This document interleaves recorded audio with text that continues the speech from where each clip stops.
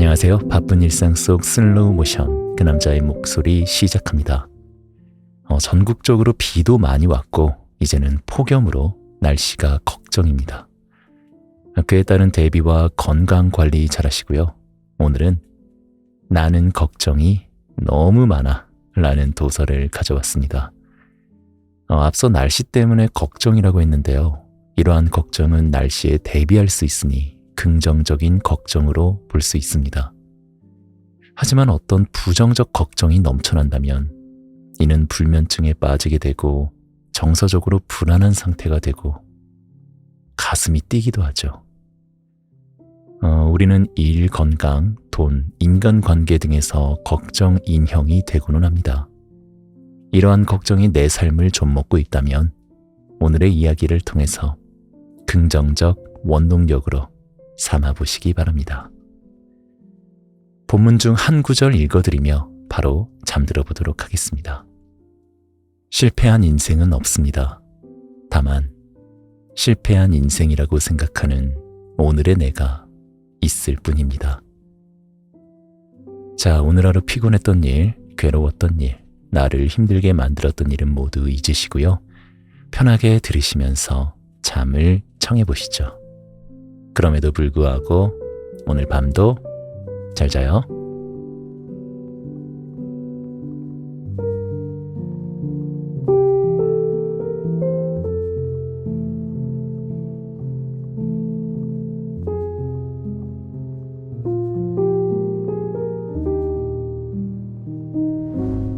내일이 불안해서 잠 못 드는 당신에게 이것저것 열심히 해도 불안한 이유. 우리는 자신이 하는 일에 열심히 노력하면 좋은 결과를 얻을 수 있다고 생각합니다. 그리고 대부분 열심히 노력한 만큼 보상을 받습니다.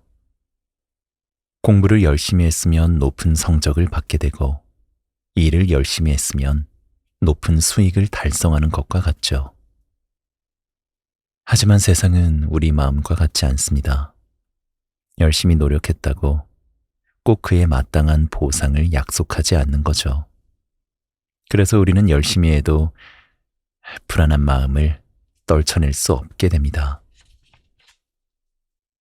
우리가 불안한 마음을 갖는 첫 번째 이유는 불확실성 때문입니다. 이 세상은 무한한 불확실성의 연속이고 그 누구도 미래를 예측할 수 없습니다. 예를 들어 옆 친구는 나보다 공부를 덜 했는데도 불구하고 마침 딱 공부한 내용이 시험에 나왔다며 나보다 더 높은 성적을 받습니다. 또 어떤 영업사원은 온종일 발에 땀이 나도록 고객을 확보하기 위해 돌아다니지만 옆 팀의 영업사원은 어쩌다 운 좋게 VIP 고객을 만나 단번에 영업왕이 됩니다. 이런 상황이 우리를 실망하게 만들고 내가 잘하고 있는 게 맞는지 불안하게 만듭니다. 두 번째는 사회적 비교 때문입니다. 21세기 대한민국은 자기 개발의 문화가 깊게 뿌리내린 상태입니다. 그래서 일도 취미도 특기도 공부도 심지어는 힐링도 주위 사람들이 하는 만큼 하지 않으면 뒤처지는 느낌을 받게 됩니다. 끊임없이 다른 사람과 경쟁하는 문화 속에서 우리는 모든 것을 다 잘해낼 수 없기 때문에 여러 가지를 열심히 해도 불안한 마음을 느끼게 됩니다. 세 번째는 완벽주의 때문입니다. 영국의 외과 의사 알렉산더 리딩은 인공관절 이식 분야의 세계적인 권위자로 90% 이상의 수술 성공률을 보이며 여러 의학상도 수상했습니다. 그러던 어느 날 다른 과와 협진하며 수술하는 과정에서 작은 실수가 있었고 결국 그 환자는 합병증으로 사망하게 됩니다. 알렉산더는 그 수술에 대해 커다란 죄책감을 느꼈고 자신의 집에 틀어박혀 고통스러워했습니다. 그렇게 죄책감에 빠져 살던 그는 결국 아내와 두 아들을 남기고 자기 집 차고에서 스스로 생을 마감했습니다. 우리는 불안을 떨쳐내고자 최선을 다해 열심히 삽니다. 그렇게 해서 세계 최고가 되어도 불안은 우리 삶에 여전히 존재합니다. 그러니 걱정하지 않고 살아가는 것은 결코 쉬운 일이 아닙니다. 또 앞으로 우리가 무언가를 열심히 한다 해도 충분히 보상받지 못할 가능성은 여전히 남아 있습니다. 그래서 우리가 해야 할 일은 불안하고 불안전한 세상과 그 속의 나를 인정하고 받아들이는 것입니다. 새로운 관점으로 걱정과 불안을 바라보기 시작한다면 새로운 관계를 맺을 수 있습니다. 사실 삶에서 불안을 느끼는 것 자체는 나쁜 것이 아닙니다. 전설적인 농구 선수 마이클 조던은 나는 항상 불안했다. 하지만 그 불안함이 나를 움직이게 했다. 라고 말했습니다. 누구나 가지고 있는 걱정과 불안을 현명하게 바라보고 지혜롭게 활용할 수 있도록 제가 독자분들과 동행하겠습니다. 걱정은 현실이 아니라 머릿속에 존재한다. 걱정은 우리 머릿속에서 일어나는 정신적인 활동입니다. 걱정이라는 단어가 과거, 현재, 미래 중에 어느 시점을 향하는 것인지 생각해 보면 쉽게 알 수 있습니다. 걱정은 발생하지 않은 일, 미래에 대해 부정적으로 생각하는 것이고 이미 일어난 일, 과거에 대해 비관적으로 생각하는 것이니 현실과는 거리가 멀다는 것을 알 수 있습니다. 걱정이 정말 머릿속에 존재하는지 그 여부는 뇌과학 분야에서 이미 밝혀진 사실이기도 합니다. 걱정이 발생할 때 활성화되는 뇌 부위를 확인해 보니 내측 전전 두피질과 전대상 피질이 주요 부위였습니다. 이 두 부위는 감정과 생각에 깊은 관련이 있는데 미래에 걱정스러운 사건이 발생하지 않도록 행동을 조절하는 역할을 합니다. 또한 신경생리학이 발달하면서 걱정이 발생할 때 노르에피네프린이 증가하고 세로토닌이 감소하는 것을 확인할 수 있었습니다. 노르에피네프린이 증가하면 뇌가 각성되어 불안이 끊임없이 증폭하는데 세로토닌이 이를 조절해 줍니다. 그런데 세로토닌은 감소한다고 하니 그 결과는 불보듯 뻔하겠죠. 심지어는 걱정과 관련된 유전자 SLC6A4가 발견되기도 했습니다. 이 유전자가 정상적인 상태보다 짧으면 걱정을 더 많이 하게 되고 감정의 뇌인 편도체가 더 활성화된다는 것이 밝혀진 거죠. 갑자기 어려운 용어들이 나와서 당황하셨을 수도 있습니다. 지금 어려운 뇌 부위나 신경 전달 물질을 공부하자는 것은 아닙니다. 다만 우리의 뇌 활성화도 신경 전달 물질도 유전적 요소도 모두 우리 안에 있는 것들이기 때문에 걱정과 걱정으로부터 오는 불안도 우리 안에서부터 시작된다는 것을 이해하고 인정할 필요가 있다는 것입니다. 걱정이 머릿속에 존재하는 것을 인정하는 일이 왜 중요할까요? 바로 걱정의 주체를 나로 규정하기 때문입니다. 걱정이 우리 안에서 시작된다는 것을 인정하는 순간 걱정을 통제할 수 있는 열쇠가 나 자신에게 있다는 사실을 깨닫게 됩니다. 그러면 걱정하지 않는 삶으로 변화하는 것이 훨씬 수월해지죠.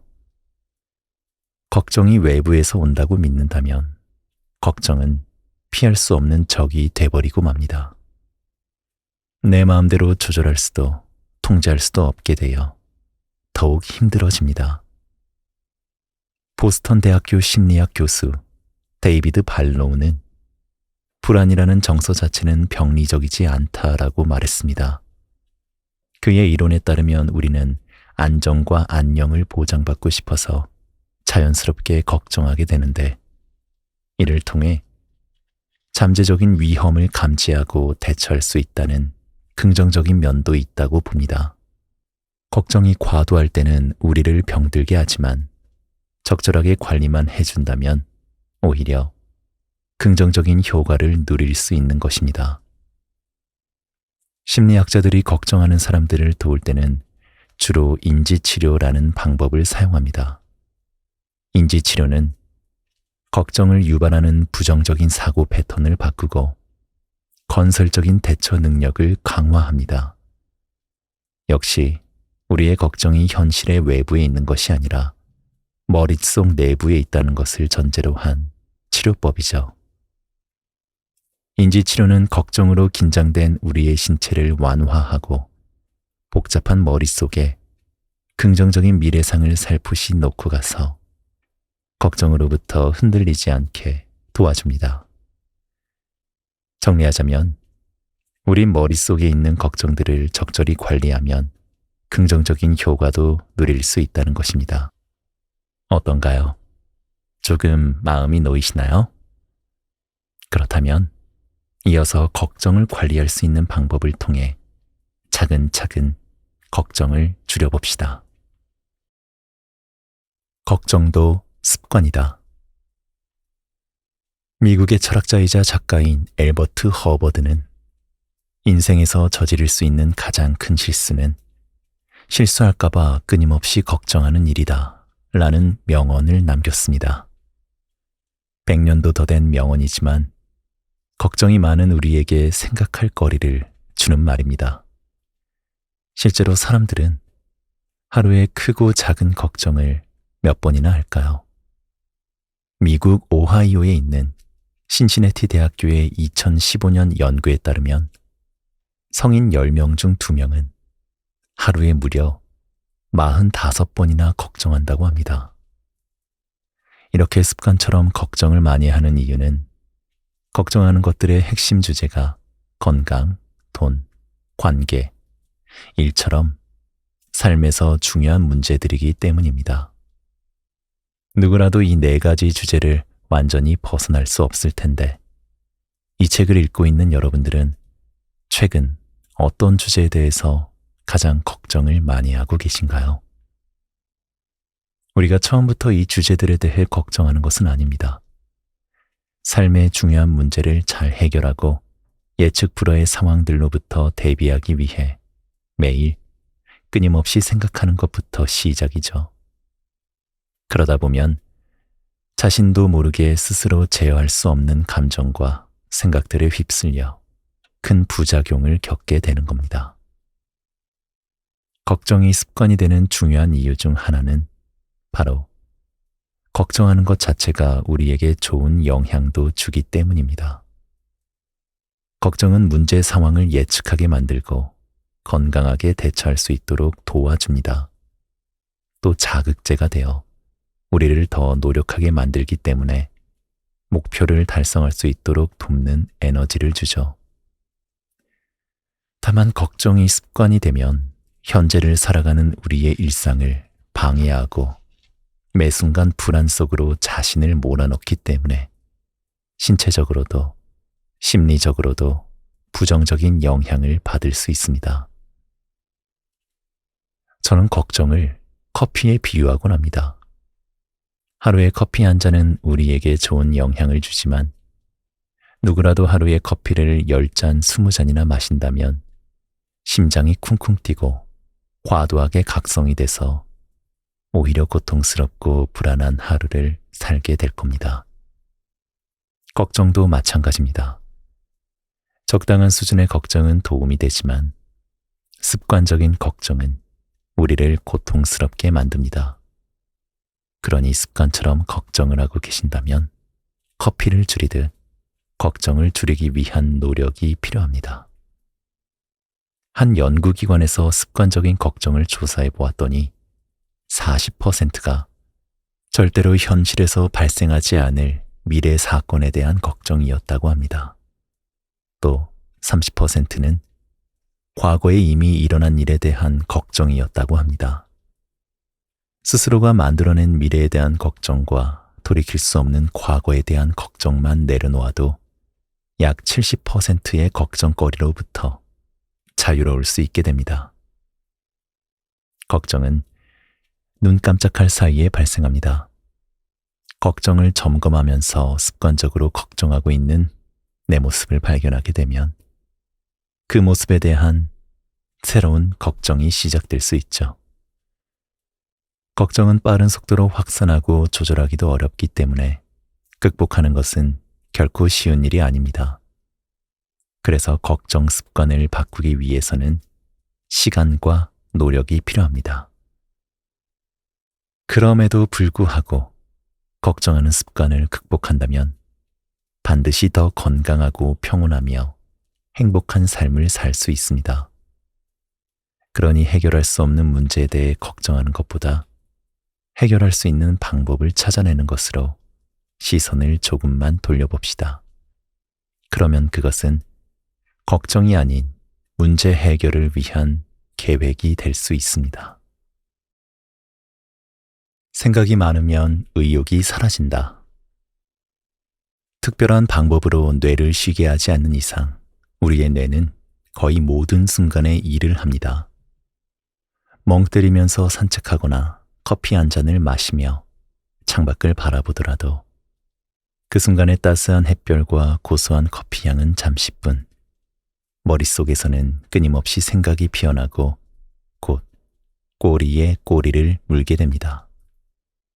도대체 우리는 왜 계속해서 생각을 하게 될까요? 그 답은 진화 심리학에서 찾아볼 수 있습니다. 그 옛날 우리의 조상이 산에 올라갔다가 아름다운 버섯을 발견하여 먹고 심각한 배탈에 시달렸다고 해봅시다. 배탈로 크게 고생하는 동안 우리 뇌는 생존과 관련된 각종 신호를 정리하기 시작합니다. 온몸으로부터 전해지는 고통을 뇌의 저장장치로 보내면서 해당 버섯의 색깔이나 크기, 무늬와 같은 특징을 기억하게 됩니다. 미래의 비슷한 버섯을 보게 되면 어떻게 대처해야 하는지까지도 꼼꼼히 준비하게 만듭니다.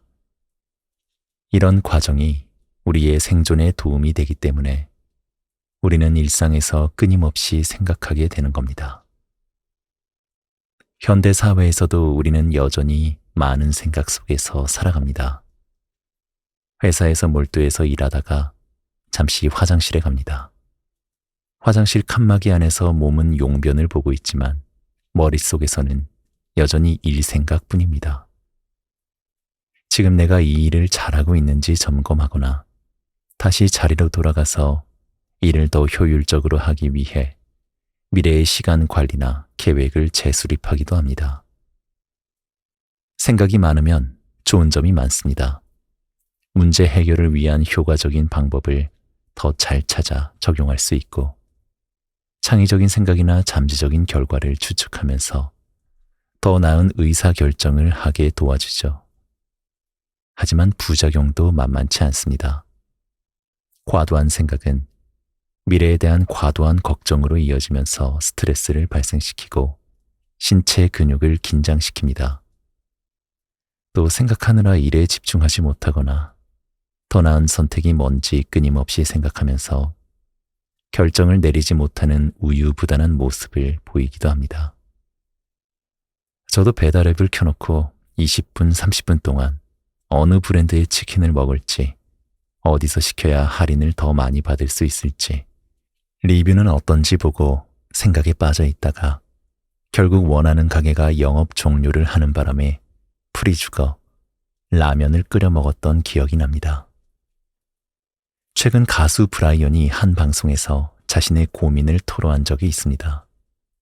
생각이 너무 많아서 20년째 불면증으로 고생하고 있는데 밤에 자기 위해 누워도 생각이 멈추지 않고 심지어는 자야 해. 지금 자야 내일 아침에 제대로 일어날 수 있어. 와 같은 생각 때문에 잠드는 것이 어렵다고 호소했습니다. 이렇게 정신적으로 과잉 활동 상태가 되면 해야 할 일을 미리 머릿속으로 지나치게 세세하게 생각하다 보니 정작 실제로는 하고자 하는 동기가 떨어지게 됩니다. 한 심리 실험에서도 과도한 생각이 의욕을 떨어뜨린다는 연구 결과를 보여줍니다. A 집단에는 헬스장에 가서 운동하는 모습을 떠올리게 하고 B 집단에는 헬스장에 갈 때 입을 옷부터 어떤 운동을 어떤 순서로 얼마나 할지 구체적이고 세세하게 생각하도록 합니다. 그 후 실제로 어느 집단이 헬스장에 더 많이 방문했는지를 조사해 보니 구체적으로 생각한 B 집단이 그 빈도가 더 적었습니다. 시작도 하기 전에 너무 많은 생각을 하는 바람에 이미 목표를 어느 정도 달성한 것처럼 느끼는 가짜 성취감 때문이었습니다. 또 한편으로는 생각을 많이 하느라 뇌 에너지를 많이 사용했기 때문에 휴식을 취하고 싶은 마음이 커진 것입니다. 많은 사람이 새로운 도구를 사용하거나 새로운 운동을 시작하기 어려워하는 것도 비슷한 맥락에서 해석할 수 있습니다. 생각이 많으면 점점 더 허들이 높아지기 때문에 시작이 어렵습니다. 일단 목표를 정했으면 바로 행동하는 것이 돌파 방법입니다. 저는 평소에 카페에서 아메리카노를 가장 많이 마십니다. 하지만 카페에서 홍보하고 있는 신메뉴에도 꽤 도전하는 편입니다. 처음에는 입맛에 안 맞으면 어떻게 할지 걱정도 되고 실제로 입맛에 안 맞았던 경험도 많이 했습니다. 그렇지만 먹어보지 않은 메뉴에 도전하는 게 일상 속 소소한 재미가 되기도 하고 맛까지 있으면 기분이 2배로 좋아지기도 합니다. 그러다가 문득 깨닫습니다. 아, 신메뉴가 어떨지 걱정하다가 결국 아메리카노를 시킨다 하더라도 신메뉴를 걱정했던 내가 사라지는 것은 아니구나. 오히려 걱정만 더한 셈이네. 그래서 그 이후로는 메뉴 걱정을 깊게 하지 않으려고 노력합니다. 여러분은 어떠신가요? 인생의 실패는 있어도 실패한 인생은 없다. 세계 1위 도시락 업체 스노우폭스의 김승호 회장은 여러 책을 통해 실패에 대해서 많이 언급했습니다. 최근에는 북콘서트를 통해 실패와 관련된 이야기를 대한민국의 수많은 사장에게 직접 전달하고 있는데 그중 인상적인 말이 있었습니다. 수백 번 실패한 사람은 수백 번 도전한 사람이고 한 번도 실패하지 않은 사람은 한 번도 도전하지 않은 사람입니다. 어쩌면 살면서 한 번쯤 들어봤을 법한 내용이고 빠르게 수긍이 가는 내용입니다. 그렇지만 정작 일상을 살아가는 가운데에서 실패를 경험하게 되면 세상이 무너지는 것과 같은 마음이 드는 것도 사실입니다. 어떤 일에 실패하더라도 그것이 인생의 실패는 아니라는 사실을 알지만 우리는 다시 일어나지 못할까봐 걱정합니다.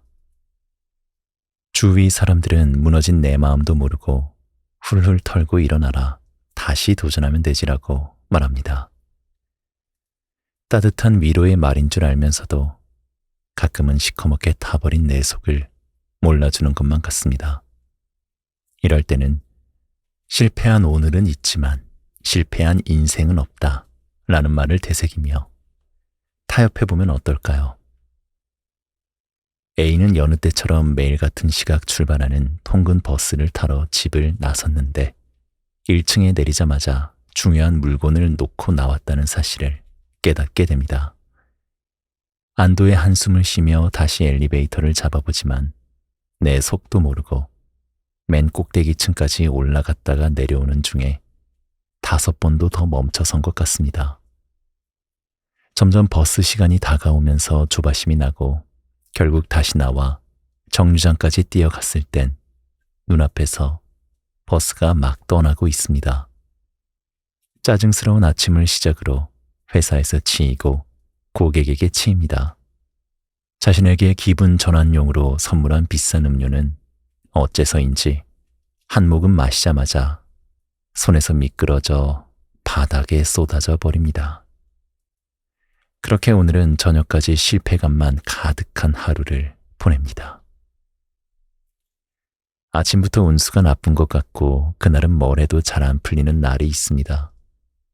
실패로 물든 하루는 누구에게나 찾아옵니다. 그렇지만 매일 그런 하루가 반복되지는 않습니다. 내일의 하루는 누구에게나 새롭게 주어지기 때문입니다. 만약 오랜 시간 동안 반복되는 실패를 경험하고 있다면 그것은 실패한 하루가 반복되는 것이 아니라 내 마음의 창문이 실패로 물들었다고 설명하는 것이 더 정확합니다. 여러 번의 실패를 경험하다 보면 스스로 실패한 인생이라는 낙인을 찍어버리게 되는데 그렇게 되면 새로운 하루를 살아도 실패로 규정지어진 창문으로 맞아들이게 됩니다. 마치 스테인드 글라스를 통해 들어오는 빛의 색깔이 다른 것처럼 말이죠. 여러분의 오늘 하루 색깔은 어떠한가요? 청아하고 맑은 푸른 빛인가요? 어둡고 짙은 붉은 빛인가요? 물론 빛은 언제나 투명하다는 사실을 잊어서는 안 됩니다. 불교 조계종의 경전 금강경에는 노승과 제자의 이야기가 나옵니다.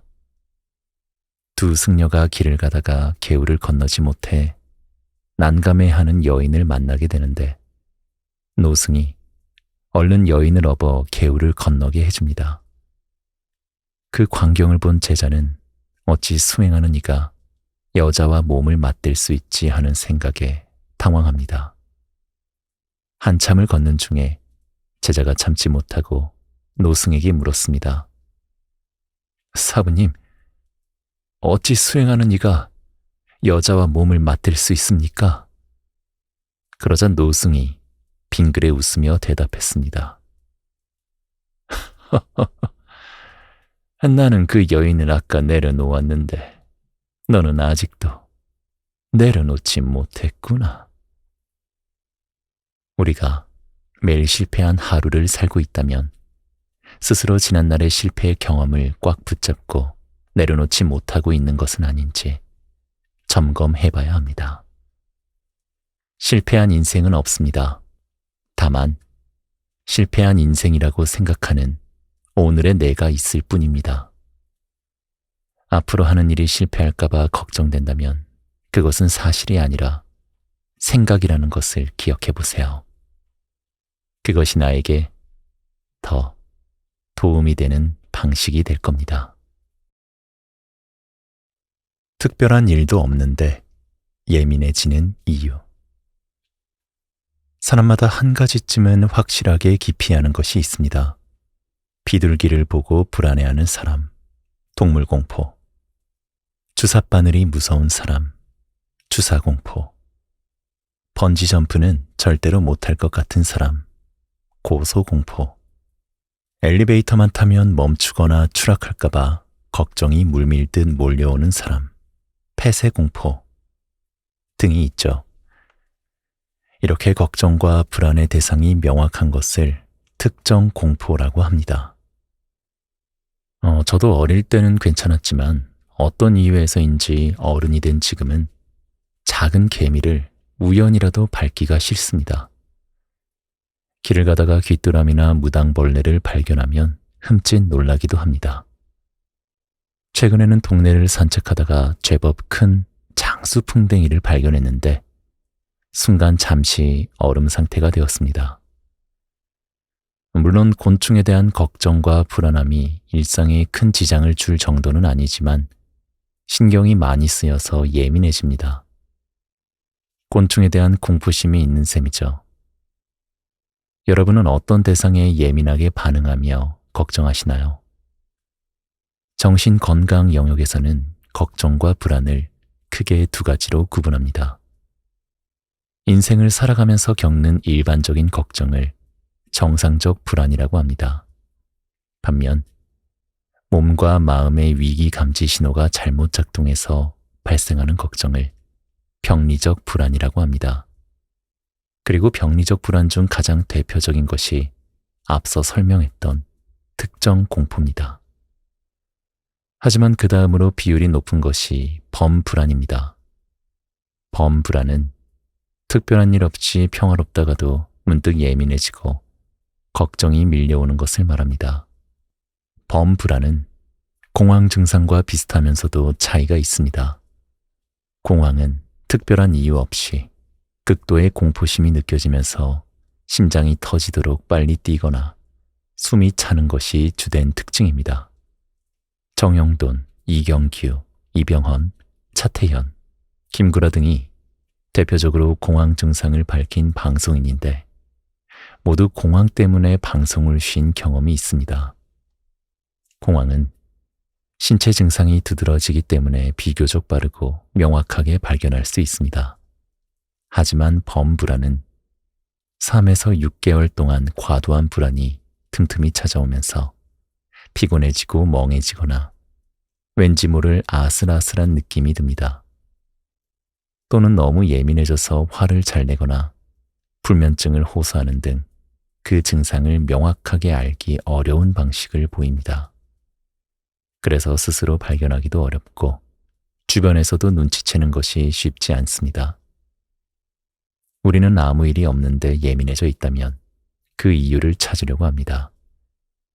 배가 고파서 그럴 거라든지 날씨가 흐려서 그런 거라고 합니다. 그렇지만 별 이유 없이 또는 너무 복잡한 신경, 생리, 심리적 이유로 뚜렷한 원인을 발견하지 못할 수 있습니다. 태어날 때부터 기질적으로 예민함을 타고났을 수도 있습니다. 만약 아무 이유 없이 예민해질 수도 있다는 사실을 받아들이지 못한다면 우리는 범불안으로부터 끊임없이 괴롭힘을 받게 될 것입니다. 독일 최고의 관계 심리학자 롤프 젤리는 그에 져서 예민함이라는 무기에서 이렇게 이야기합니다. 예민한 사람들은 어떤 부분이 잘못되어 있는지를 빠르게 알아차리고 상대를 배려해 줍니다. 어려운 사람을 보면 팔을 걷어붙이고 도우며 상황에 유연하게 맞춥니다. 자신이 남들보다 더 예민한 편이라는 생각이 든다면 다음 2가지를 점검해 보세요. 먼저, 왠지 모를 불안 때문에 스트레스를 받고 있다면 그 원인을 찾는 데 집중하기보단 마음을 편안하게 만들고 불안을 조장하는 생각에 대한 해결책은 무엇인지 집중해 보세요. 범불안은 원인이 특정되지 않기 때문에 일단 해결을 위한 출발이 필요합니다. 반대로 예민함을 타고난 성격의 소유자라고 생각하신다면 예민함을 섬세함의 무기로 바꿔보세요.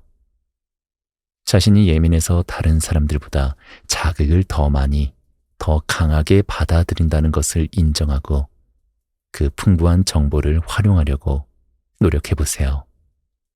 그렇다면 남들보다 몇 배는 더 관찰력이 뛰어나고 독창적이며 안목 있고 가치 중심적인 사람이 될 수 있습니다. 감사하는 마음이 걱정을 해소시킨다. 2022년 국내 최고 대학 및 종합병원의 의학 박사들이 모여 감사에 관한 연구를 진행했습니다. 전국 6개의 종합병원에 내원한 성인 환자를 대상으로 진행한 이 연구는 감사 성향이 우울과 불안에 얼마나 도움이 되는지를 확인하는 내용이었습니다.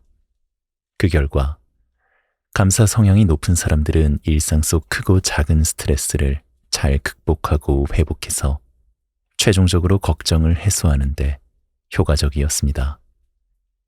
특히 이 연구는 기존의 마음 근력이라고 불리며 스트레스를 극복하고 회복하는 힘인 회복 탄력성을 높이는데 감사가 매우 효과적이라는 사실을 밝혀내어 일반인뿐만 아니라 환자들에게도 감사를 증진시키는 프로그램을 임상적으로 적용해야 한다는 주장을 뒷받침해줬습니다. 이처럼 감사는 현대 심리학에서 주목받고 있는 연구 주제 중 하나인데 근래에는 그에 관한 놀라운 점이 발견됩니다.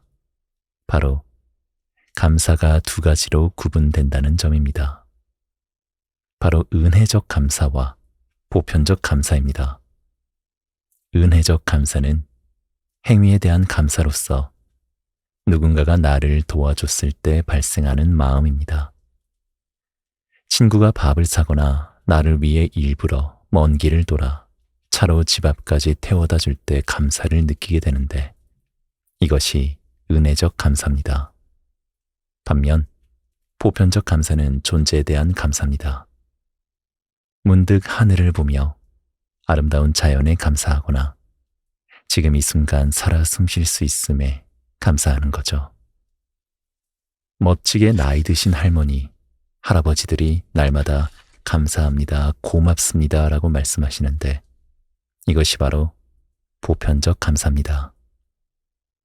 여러분의 감사는 주로 어떤 방식으로 작동하시나요?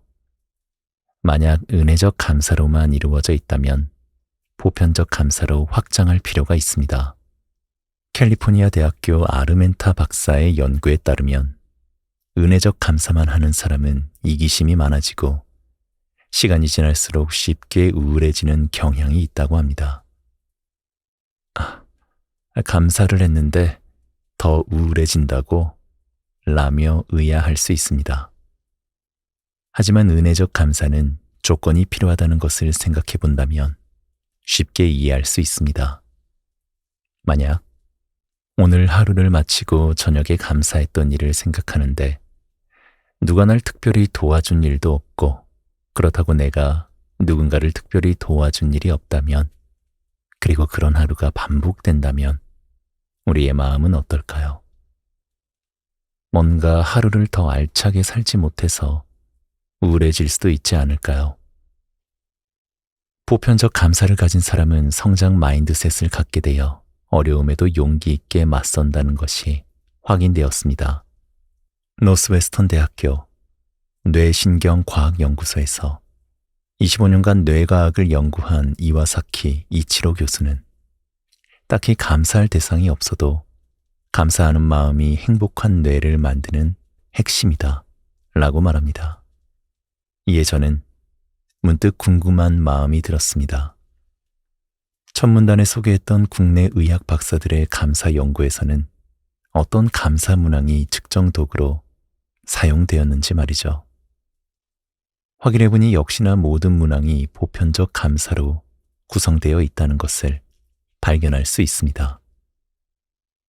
인생에는 감사할 것이 너무 많다. 나는 다양한 사람들에게 감사하고 있다. 나이가 들면서 사람, 사건, 상황에 대해 더 감사하게 되었다와 같은 문항들이었죠. 지혜로운 사람이 되기 위해 삶의 어떤 종류의 감사할 일을 더 많이 만들어갈지 생각해 봐야 합니다. 하루를 되돌아보며 감사할 일을 떠올릴 때 은혜적 감사와 더불어 보편적 감사도 포함되어 있는지 확인해 보세요.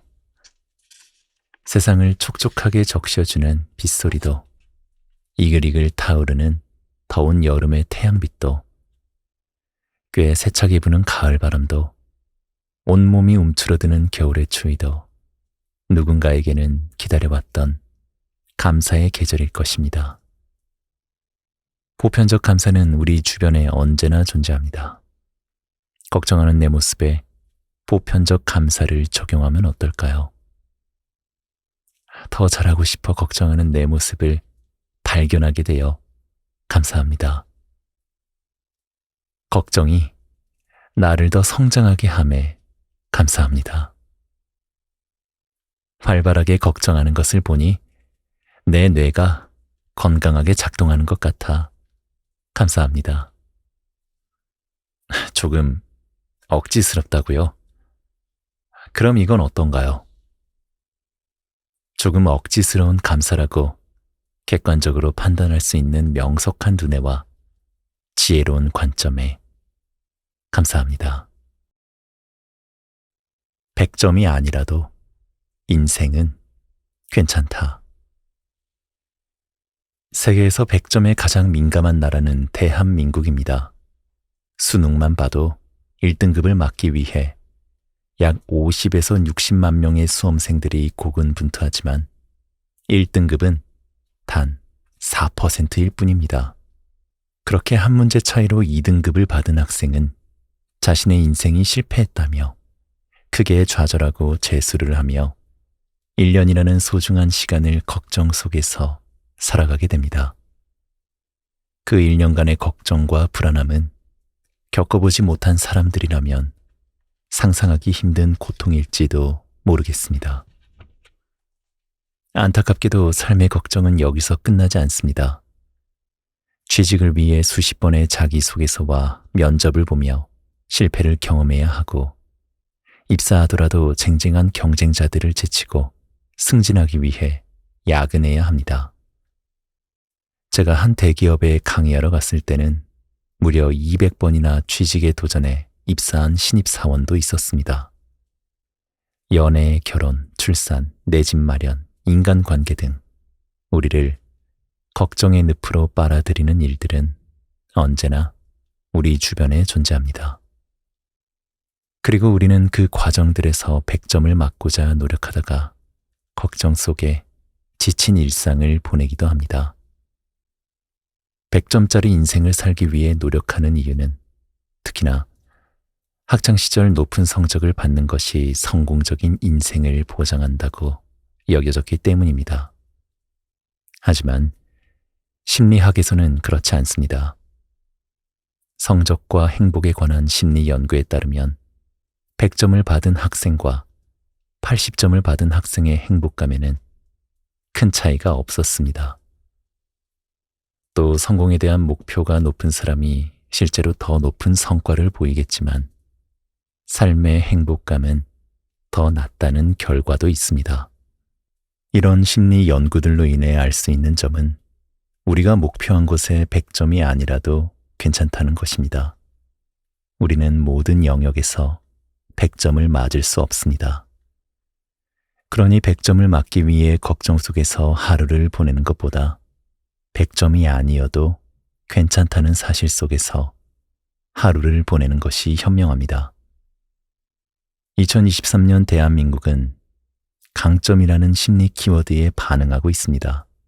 즉, 우리는 누구나 부족한 점이 있는데 그것을 채우는 것이 아니라 자신만의 특별한 강점을 찾아 더 나은 삶을 살아가는 것이 지혜로운 삶이라는 관점입니다. 여기에는 두 가지 핵심이 있습니다. 하나는 자신의 부족한 점을 열심히 채우면 영에 도달할 수 있지만 자신의 잠재력에 집중하면 강점을 통해 특별한 나를 찾아갈 수 있다는 것입니다. 두 번째는 자기 잠재력이 꼭 100점일 필요가 없으며 노력한 만큼의 결과에 만족할 수 있다면 그것이 우리를 행복으로 이끌어 준다는 것입니다. 세계적인 축구 스타가 된 손흥민의 경우 볼 컨트롤 역량이 최대 약점으로 꼽힙니다. 만약 손흥민이 대부분의 연습 시간을 볼 컨트롤 능력을 기르는 데 사용했다면 적당히 좋은 선수가 되었을 것입니다. 지금의 손흥민을 세계 최고로 만든 것은 빠른 스피드와 강력한 양발 슈팅력입니다. 손흥민은 어릴 적부터 아버지와 매일 오른발로 500번, 왼발로 500번 슈팅하는 데 집중했습니다. 중요한 것은 100점이 아니어도 그저 자신의 노력에 따른 결과를 받아들이고 자기 잠재력을 더욱 강화하며 스스로를 믿고 작은 성취감을 통해 앞으로 나아간다면 그것이 바로 걱정하며 사는 삶보다 분명히 더 좋은 삶을 약속한다는 것입니다. 그러니 지금부터는 나의 걱정거리에서 벗어나 나의 잠재력과 강점에 초점을 맞춰보세요. 삶을 더욱 빛나게 만들어줄 것입니다.